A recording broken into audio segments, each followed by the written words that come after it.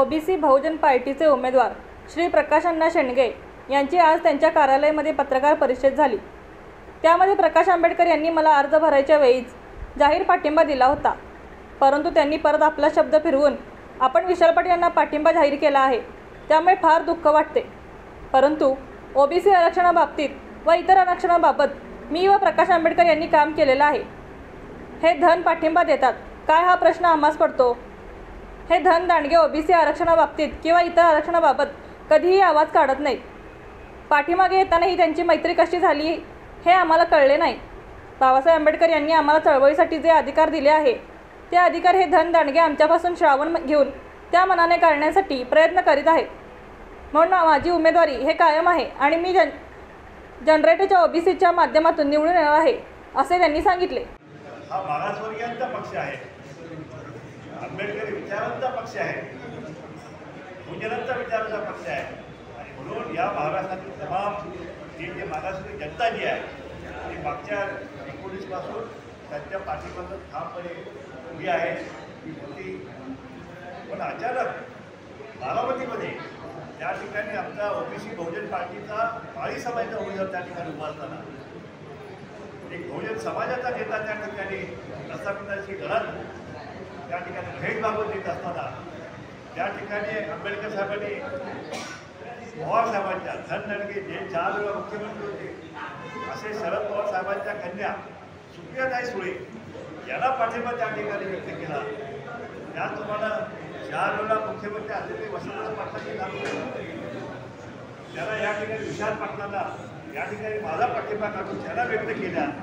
त्याचप्रमाणे पुण्यामध्ये वसंतराव मोरे या धनदांडग्या व्यक्तीला त्या ठिकाणी ते पाठिंबा दिला त्या ठिकाणी। त्यामुळं या ठिकाणची मागासवर्गीय जनता जी आहे ती समभावस्था केलेली आहे, संतप्त झालेली आहे, भावना संतप्त झालेली आहे की अशा प्रकारे आंबेडकरांच्या विचाराशी हरकत घेऊन धनदांडग्यांना प्रस्थापितांना पाठिंबा देणे हा कुठला आंबेडकरवाद आहे। आणि त्यामुळं ही सगळी जनता जी आहे आंबेडकर साहेबांना मला प्रश्न विचारला तुम्ही आंबेडकरांना विचारा की पवार साहेबांची गंगा ही वंचित कशी काय, 4 वेळा मुख्यमंत्री असून ते विशाल पाटील हे वंचित कसे, याचं उत्तर या महाराष्ट्रातील संबंध या आंबेडकरवादी चळवळीचे कार्यकर्ते नेते आणि समाजबांधव विचारत आहेत। त्याचं उत्तर आंबेडकर साहेबांना द्यावंच लागेल। आणि या ठिकाणी आम्ही अजूनही विनंती करतो की त्यांनी या ठिकाणी आम्हाला दिलेला पाठिंबा पुन्हा या ठिकाणी द्यावा आणि ही जी आरक्षणवाद्यांना मतदान देण्याची जी आम्ही एकत्रित भूमिका घेतलेली आहे त्या भूमिकेशी आम्ही ठाम आहोत, तुम्ही पण ठाम राहावं अशी त्यांना मी विनंती करेन। या ठिकाणी आंबेडकर साहेबांचे दुसरे नातू त्यांचे विचारांचे वारसदार आनंदराज आंबेडकर या ठिकाणी त्यांनी आता आम्हाला काही पाठिंबा त्या ठिकाणी आम्हाला दिलेला आहे आणि हा पाठिंबा जो आहे त्या ठिकाणी त्यांच्या पक्षाच्या लेटेडवरती त्या ठिकाणी माझं त्यांच्याशी बोलणं झालं। अमरावतीला ज्यावेळी आनंदराज आंबेडकर उभा होते त्यावेळी आम्ही सुद्धा त्यांना जाहीर पाठिंबा त्या ठिकाणी दिला।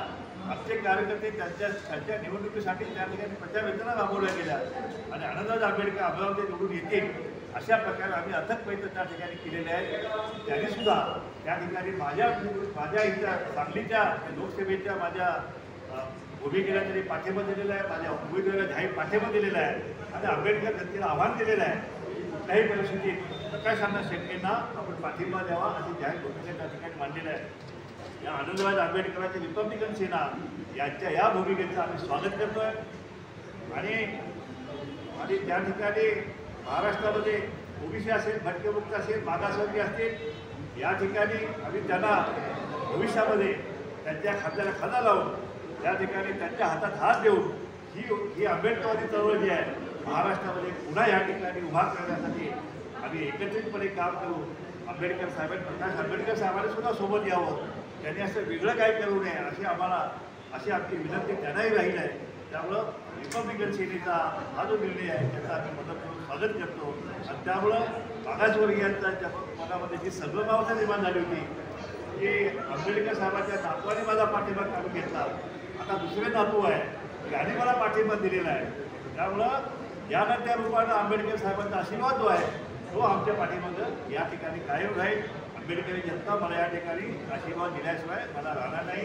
या ठिकाणी मातंग समाजाचे नेते आहेत त्यांनी या ठिकाणी मला पाठिंबा दिलेला आहे. सलामते यांनी जे मातंग समाज नेते आहेत त्यांनी या ठिकाणी पाठिंबा दिलेला आहे. धर्मकार समाजाने या ठिकाणी पाठिंबा दिलेला आहे. अनेक ओबीसीचे भटके मुक्त समाजाचे नेते लक्ष्मणराव गायकवाड या ठिकाणी आलेले आहेत, त्यांनी पाठिंबा दिलेला आहे. कृषी समाजाचे नेते या ठिकाणी गोसावी समाज नेते हे त्यांनी या ठिकाणी पाठिंबा दिले आहे. असे अनेक समाजाचे नेते धर्मकार समाजाने पाठिंबा दिलेला आहे. असे अनेक समाजाचे नेते या ओबीसी चळवळीशी जे बांधील आहेत त्यांनी आतापर्यंत प्रस्थापितांच्या विरुद्ध लढा दिलेला आहे. अशा सगळ्या समाज घटकांनी मला पाठिंबा दिलेला आहे. या ठिकाणी प्रस्थापितांच्या विरुद्ध विस्थापितांची लढाई या सांगलीमध्ये लढाई सुरू आहे. ओबीसी आरक्षणाचं संरक्षण करण्याचा लढाई जी आहे ती या मतपेटीतून आम्ही सांगलीतून लढाई लढत आहे. या महाराष्ट्राचं लक्ष या सांगलीच्या लोकसभा निवडणूक लागलेलं आहे. ही बहुजनांची चळवळ जी आहे हा ओबीसीचा महायज्ञ या महाराष्ट्रामध्ये आलेला आहे.